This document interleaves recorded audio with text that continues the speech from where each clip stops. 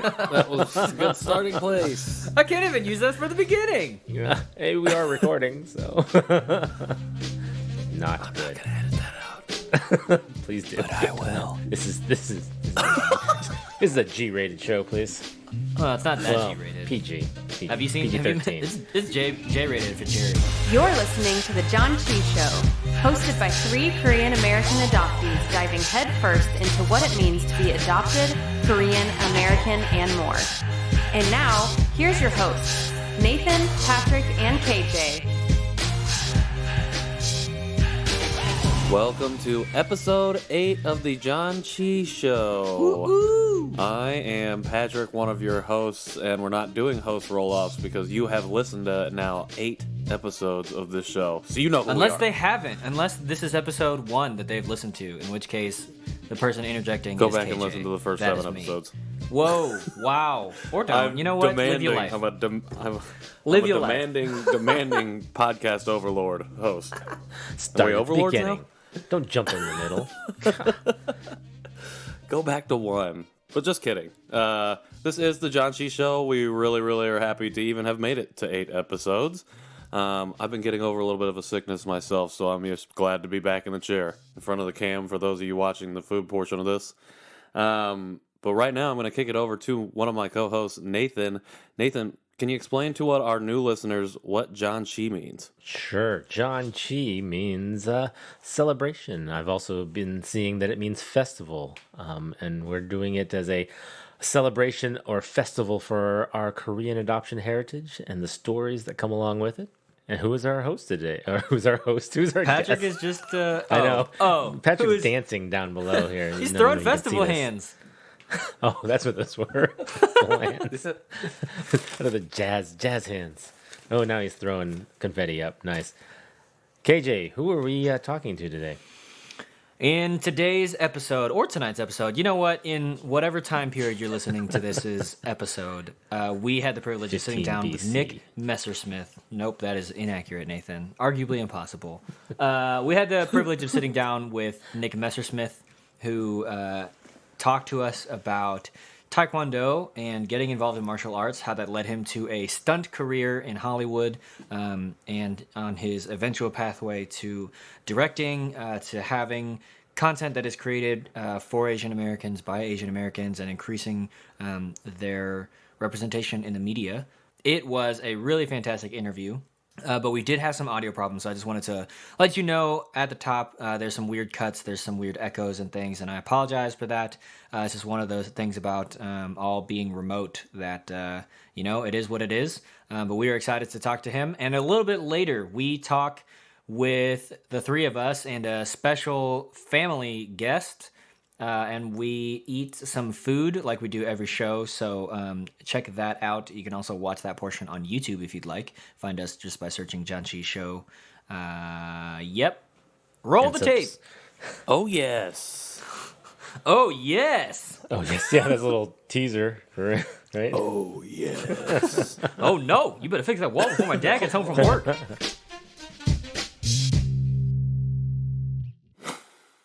All right. So just want to know a little bit about your adoption story. Give us that rundown. I know you talked about a little bit in your guest form, but if you could just elaborate for our audience, that would be great. So I was born in Seongnam in Korea. It's like in South Korea. It's a suburb of Seoul. At least that's what they think, because I was left in a building. I was abandoned. So then apparently the way my parents were told was that the police received a call. When they arrived, they saw a woman running from them, and then I was there. So they assumed that was probably my birth mother, and she probably called the police, told them there was a kid there. She stayed. Once the police got there, she ran. And then I was adopted. I came here when I was 11 months old, so I was a little bit older. I was supposed to be adopted earlier, but then I think on the day I was supposed to be adopted, I had the shingles and the measles. That delayed my adoption a couple of months. And then finally, when I was 11 months, I came here. So July 1st, 1986, I arrived here. And I've been here ever since. My Korean name was Sung Chung Dae. It means Sung, of course, as we know, is star, and Changdae means like Chung is like happy and fulfillment. So it means kind of like bright star or shining star, kind of. So grew up in Iowa, in the Midwest, my whole life, pretty much. I had a sister that was adopted from Korea as well. So my parents were told they couldn't have kids. So they adopted me, and then a few years later adopted another girl from Korea. We weren't biologically brother and sister, but they adopted her. And then years later, that for some reason, my youngest sister came along, and she's their biological daughter. It must have been the pressure or something like that. And then she was kind of a surprise. So then she came along. So, I had one adopted sister and one American sister, and all of us kind of grew up not seeing color and kind of just like, oh yeah, just everyone's welcome and accepted. And when I graduated from high school, I had 22 kids in my graduating class. Everyone knew everyone, and I think my sister and I were the only two kind of people of color in our school. So it was I didn't really I wasn't around that a lot until I went to college. And then first time in college, it was kind of like, whoa, it's kind of weird of people from not just Asia, but all over. And when I got into film and graduated from film school and everything, started working, was very, very fortunate enough to find myself a manager who represents Asian Americans. She's worked on Rush Hour with Jackie Chan. She's been a PA. She's done a lot of stuff in Hollywood. So she just recently started representing Asian Americans and helping them get out there. And so she was fortunate enough to find me a lot of work. So my basis is here in Iowa. My wife lives here. She teaches here, but I consider myself to be from Iowa, but sometimes I'm like 3 months in LA or something, or I might be a month in Florida or something, depending on how long the project is and everything. So I'm kind of everywhere. So I've driven through Iowa. It might be the best. Sometimes it's a good thing to just drive through it. So I always wanted to see the Field of Dreams. Oh, area, yeah, but I never got a chance to see that. I knew it was over there, but So it seems like you have a pretty decent relationship with your adoptive family, Yes. and your adoptive sister and stuff. I think it's really, when you talked about earlier, they wanted you to retain some of that heritage and your culture, and that's why they put you in Taekwondo. And you said that was kind of the one thing that they knew about. What other things, as you were growing up, did they try to either involve themselves in or help you guys get involved in? What was that like, kind of, in your growing up experience? Sure. So going back to Taekwondo, at 5, I was so shy, and I didn't want to even go through the door. So my dad, being a cool dad, signed up, even though he didn't want to, and was kind of Nice. like, cool. So he signed up and like was totally Was it like, him and a bunch of 5-year-olds? Kinda, yeah. There was like All right. there was like one other adult and some like Way to go, teenagers Dad. and everything, and my dad, So he did it for like And now 4. it's sparring time. Exactly, that was the thing. He was like Kramer in Seinfeld when he fights all the kids. But no, he signed up and was really cool. Did it. I think he promoted to orange or green belt. He just did it for a few months just to kind of get me comfortable with everyone and the teacher and all that stuff. And then he kind of just quietly said, this is your thing, not mine, and did that. And so he stopped and was glad that I kept going with it. I mean, I tried playing other sports in high school. I'm a huge football fan. I love football, but and I tried to play. But it's one of those things that they always say, don't let anyone ever tell you that you're too small or you can't do something.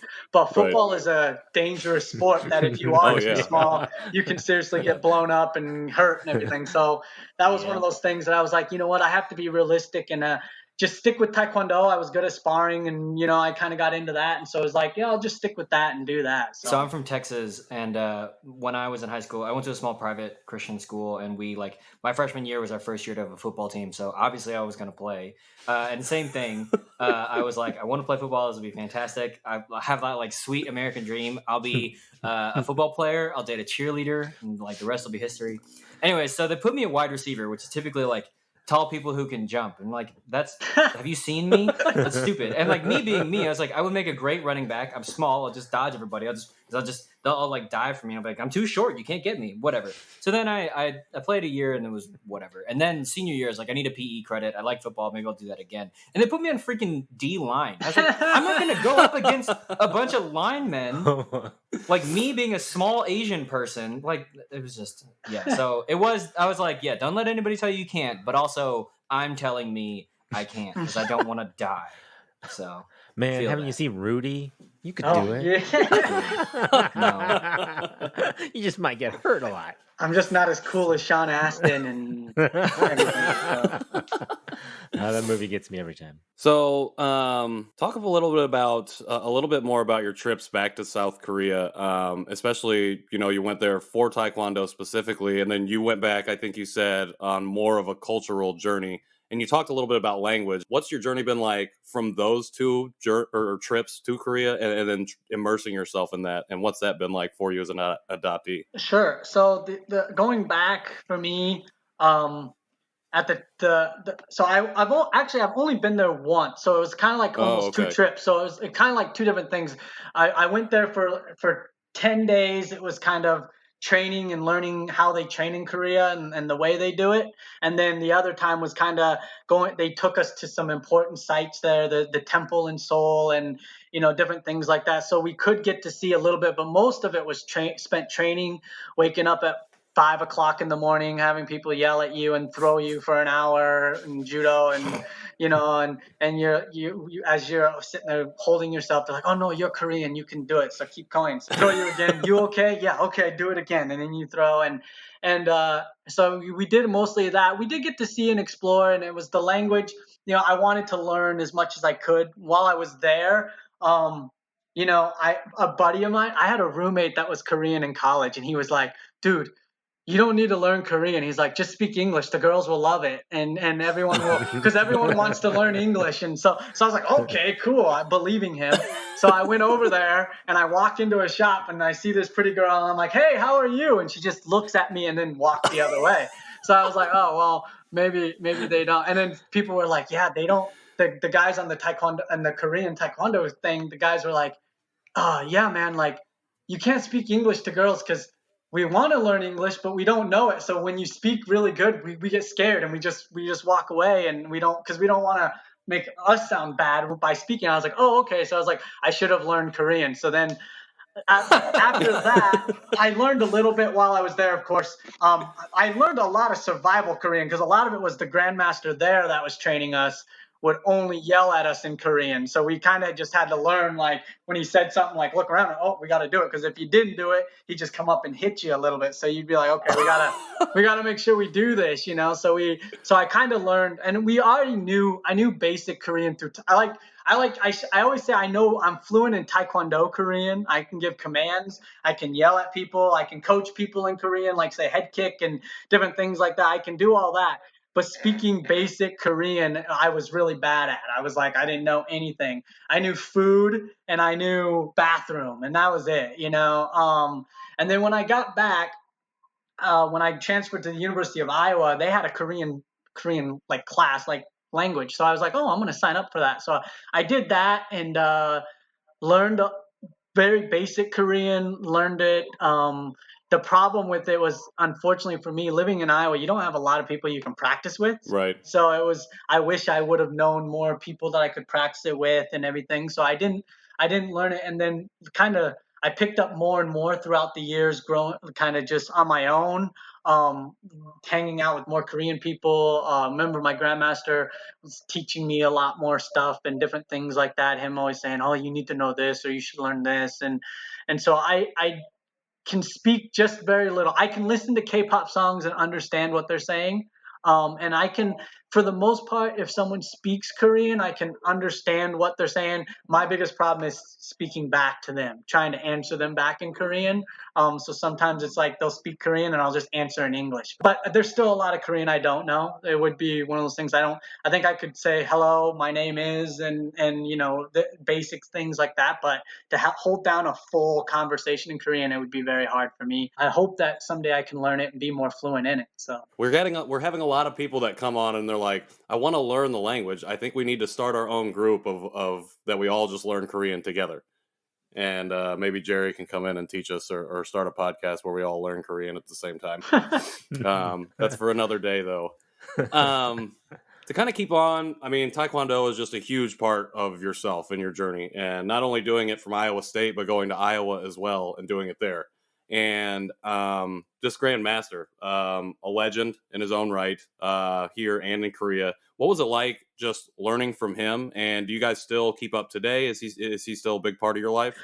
Yeah. So he is actually. He still comes back when we do testings and everything like that. He's always sitting there every December. He comes back, and 40 years ago, while he was there, he started this like kind of martial arts banquet that he does. So around March 6th, it doesn't always fall on a Saturday, but around March 6th, we have our martial arts family has a banquet. So he invites every single one of his students back. And so I still do keep in touch with him. You know, his classes were kind of, I think, the typical what everyone thinks, unfortunately, but what everyone thinks a typical like Asian grandmaster is. He would be kind of very Mr. Miyagi-esque. You know, at the end of every class, we would sit and he would pour knowledge into us, just, you know, something that would just, you'd say, wow, why didn't I think of that? Or, you know, that's inspiring. Or, you know, I remember he would always make us wake up every day and make our bed every day. And he's like, I'm going to come to the dorm and make sure you make our bed. And we're like, he's not going to come to the dorm. And I just remember I didn't make my bed and I got a knock on the door and he was there. And I was like, oh, and my bed wasn't made. So, you know, he's like, okay. He's like, you do 500 push-ups right now and then make your bed. So I said, okay. So I dropped down and he literally just sat at my desk with the newspaper reading it until I finished 500 push-ups and made my bed. And then he said, okay, and walked out. And then never not made your bed again. Never. I always made it. I was like, nope, that's not going to happen ever again, you know? Yeah. So I always made my bed. It was one of those things that I was glad that he did because he never babied us. I remember getting to Korea because he had set the trip up and I called him and I said, I can't read anything. I don't know where I'm going. He's like, you figure it out. He's like, you're an adult. You figure it out. And he goes, you know, you get to somewhere you're not supposed to be, you'll know. He said, so just you know, do as best you can. Talk to people, learn you're never going to, almost that just throwing them in the pool and letting them learn to swim. It was essentially that, like, you're going to learn the language if you need to. So, you know, that was the way he was. And I never understood it until as I got older. I was like, okay, I'm glad that he did that. And I'm glad the training I had, because now going into film, when you do stunts, I get thrown all the time and beat up and hit by cars and fall off bridges and different things. And everyone's like, are you okay? I'm like, yeah, I'm good. You know, because he always told us, even if you're hurt, you still get up and you just keep going. You know, you put dirt on it and keep going. I just remember one guy broke his toe during his black belt testing. I remember the guy, his toe was like that. And I just remember him saying, come here. And he's like, you need to go to the hospital? He said, no. And he just grabbed the toe and popped it back in and said, you finish. And so the guy finished his testing and that was it, you know. And we just like, man, he's hardcore. So that wouldn't be me. And I'm fainting just hearing the story. Nathan's passed out right now. He was always one, because I was adopted from Korea. He would always say to me whenever I did something, I said, I don't think I can do that. He's like, no, you're Korean. You can do it. And I would always say, but sir, I'm not like the Korean you think I am. I grew up here. You know, it wasn't as hard of a culture. It was softer. I didn't have to grow up that way. No, you're Korean. You do it. So everyone would be like, why do you do that? And I said, I honestly don't know. But he was a man that you could never tell him no. If you say no, he'd be like, choice is none. Whenever we would argue or not want to do something, he'd say, choice is none.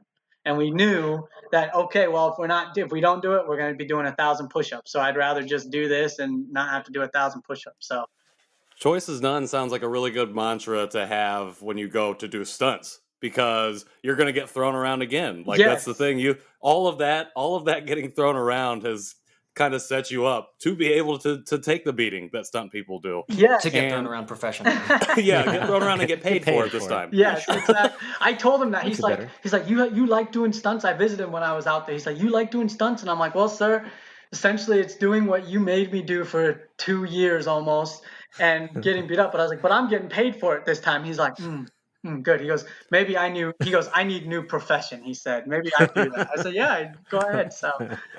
So I guess I want to go into now transitioning from Taekwondo and growing up with this really, really strict discipline, and then transitioning that and translating it into the stunts and the film and that industry.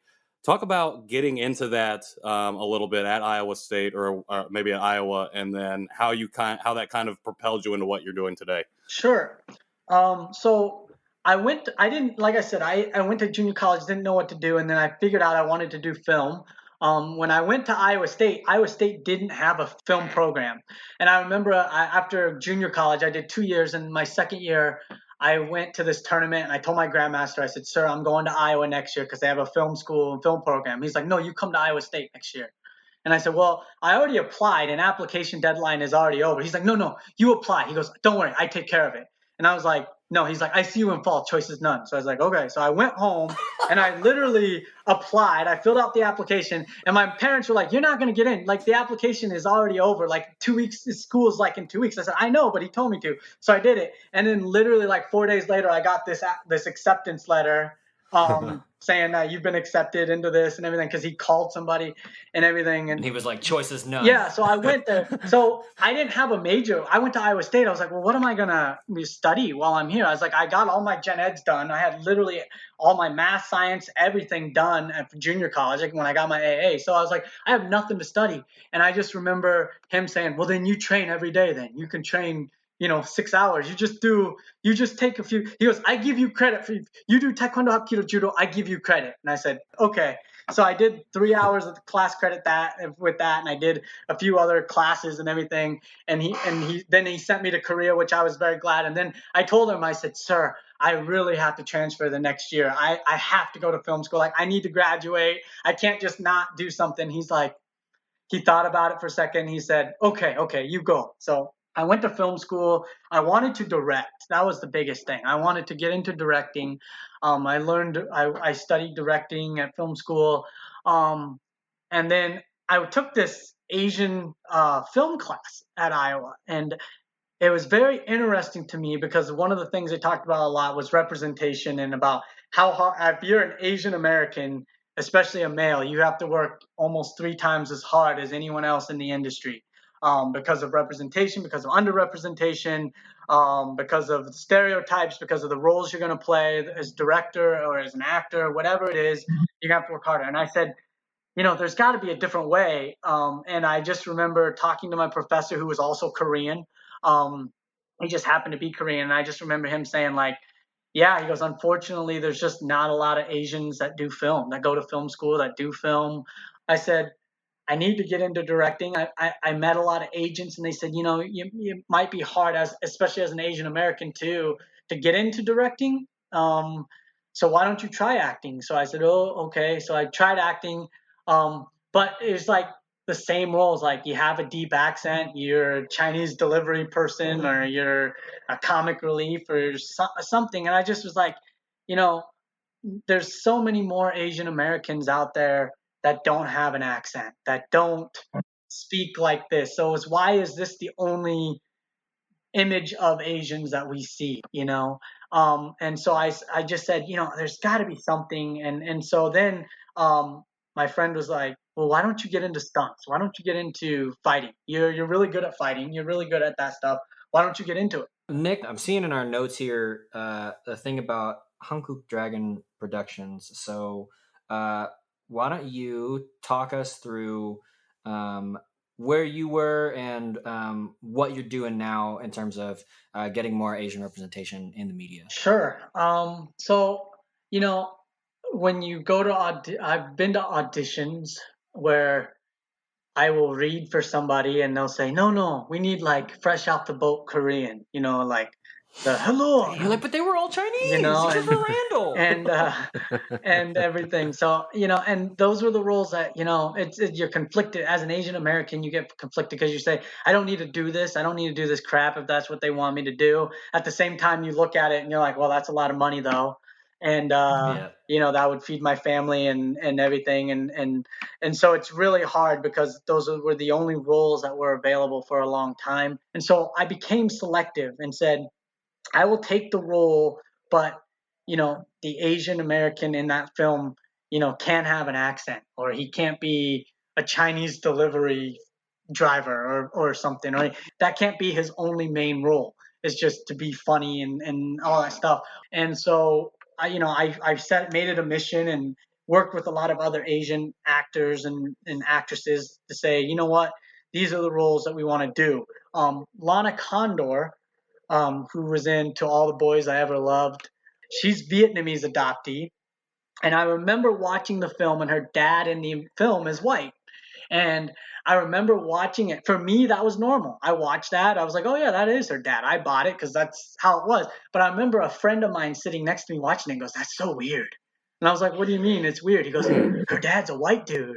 She's Asian. I'm like, and it took me a second because I said, to me that is normal. But then I had to put myself in his shoes and say, okay, he's not used to seeing that type of thing, that relationship as a father and a daughter or whatever, one is white and one is Asian. So I'm glad that Lana Condor did that. I remember she said she took a lot of flack for it. There were people who said it was weird, and people that watched, Netflix viewers who watched it and said it was weird to see that.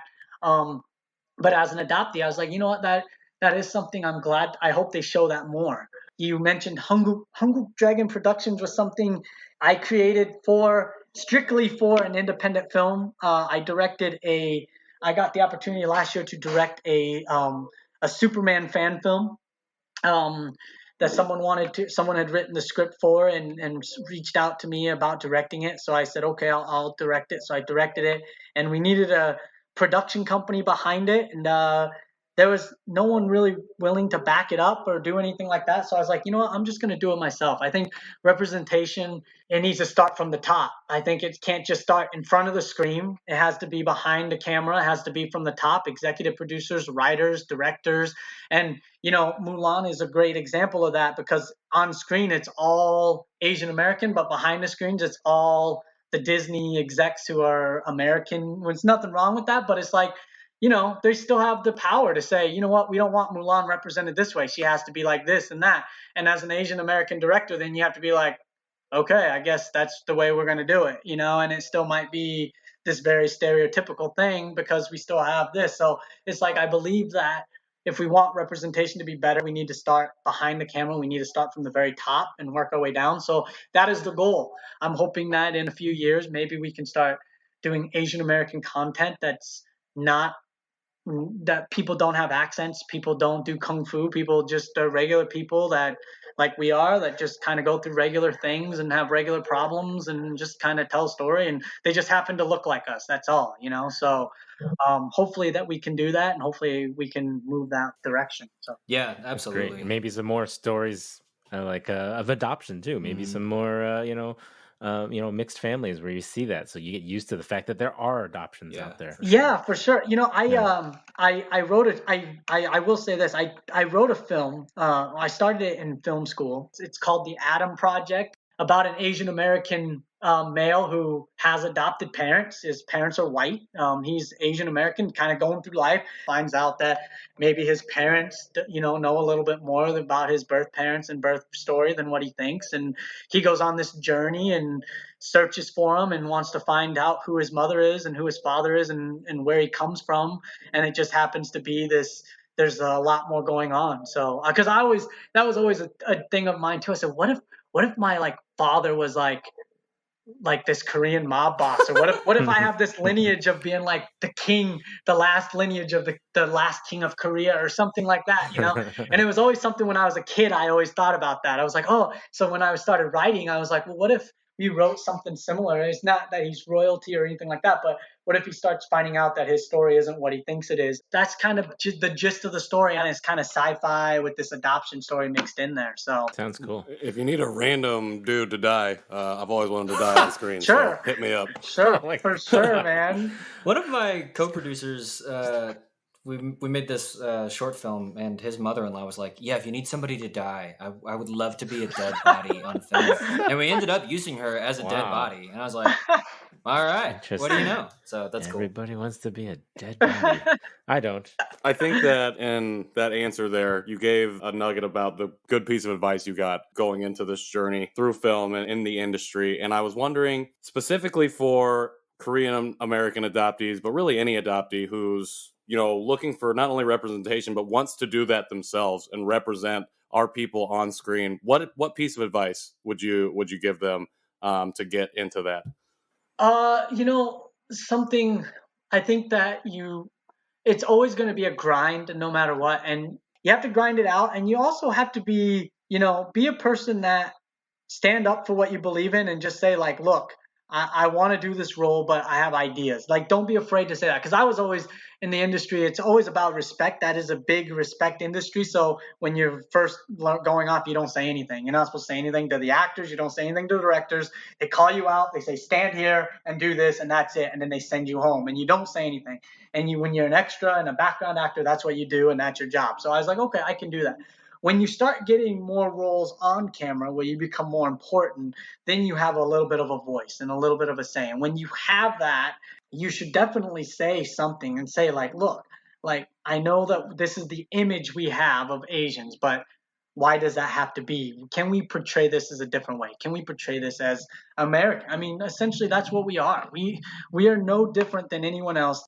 I had a lot of people say, "Oh, you should go to Korea and act. You should go to Korea and work in their industry because." And you're like, but we need representation in America. Yeah, exactly. Yeah. But they say you would look like them. But then when you get into the Korean film industry, it's almost the opposite. They're like, "Oh, well, you could be the American guy that gets drunk and is a jerk and yells at everybody and screams and hollers and does all this." I'm like, well, that's not what America is, Like, I mean, we don't just all scream and they're like, oh, you could like steal a car or rob a bank or something. I was like, well, that's not what America is, I know. Like, just give me a cheeseburger. It's fine.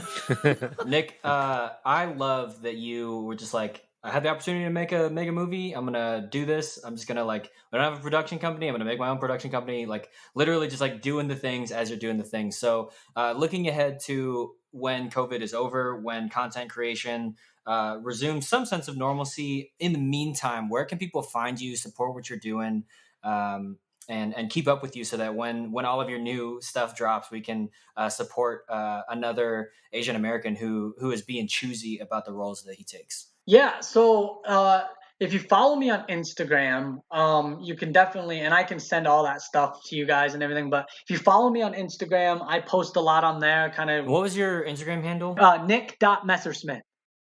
Perfect. So you can find Awesome. Nick at nick.messersmith, Messersmith. You can also just check out the show notes. You'll see it all there. His podcast is Just Like Me, right? Not to be confused with Just Like Media. Yes. We can talk about that off air. But Nick, thank you so much for coming on the show, man. For spending your time with us. It was really, really great to chat with you. So, yeah, this has been real fantastic. Congratulations on all the stuff and the advancements here this year. Yeah, no, I thank you guys. And like I said, I think we talked about it a little bit earlier while we were offline, but I'm glad that you guys are doing this, and I thank you guys for doing this because we adoptees do need this, and I think we have, there's so much talent. I think adoptees especially have so much talent because we're very different from Asian Americans who have Asian parents, because Asian parents are very much like go to school, get good grades, and become a doctor, lawyer, dentist. And my parents wanted me to go to school and get good grades, but when I told them I'm going to go into film, they were like, cool, do it, do what you want to do. Yeah, we definitely fit in a unique space for Asian Americans and adoptees and coming from all of that. So thank you again, Nick. When we come back from this break, we will be eating a food or drinking a drink. So stay tuned for that business. Here we go.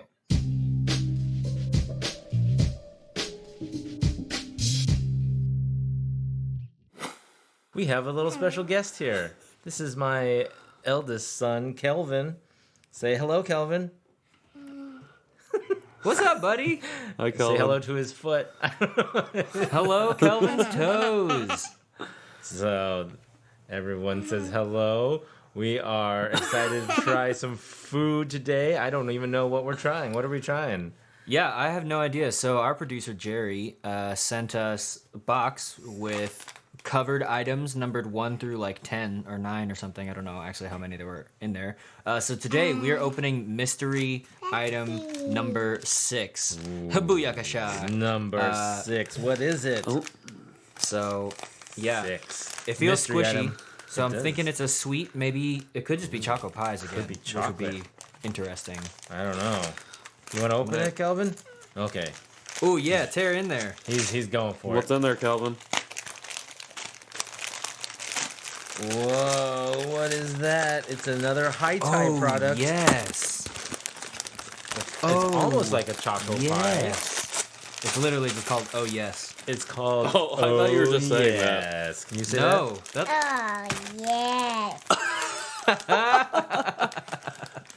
Oh, Nice. yes. It says it is a premium chocolate-coated cake. Oh. Are you ready to try that? Yeah? Oh, he's excited. Look at that Since face. 1984. Since 1984. This is older than you by a long shot. Patrick is just casually juggling. So we have 3 of them. Whoa. Do Looks you like they're all the same chocolate flavor. cake? Do you like chocolate I want cake? that. No, you want this. I want that. Oh, why do you want the Low flavor? calories, You low like the wrapping sodium. too. Zero I'm gonna put trans it on fat.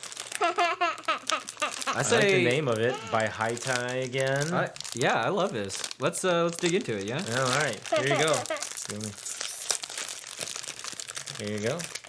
Oh, No Take that. nutritional label. I'll just have to take the 0 grams of trans fat Yeah. at its best. But I'm It's assuming not- that's Ooh. probably on the A little box. melty. Little Yeah, melty. you don't Yep. make too much of a mess up here, buddy. Looks like a mine's a chocolate little melted. hostess cake. It does seem like a hostess snack. Oh. Mm. Yeah.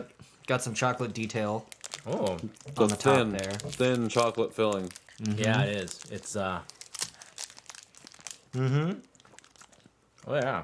I like it. No, it's like a zebra cake, right?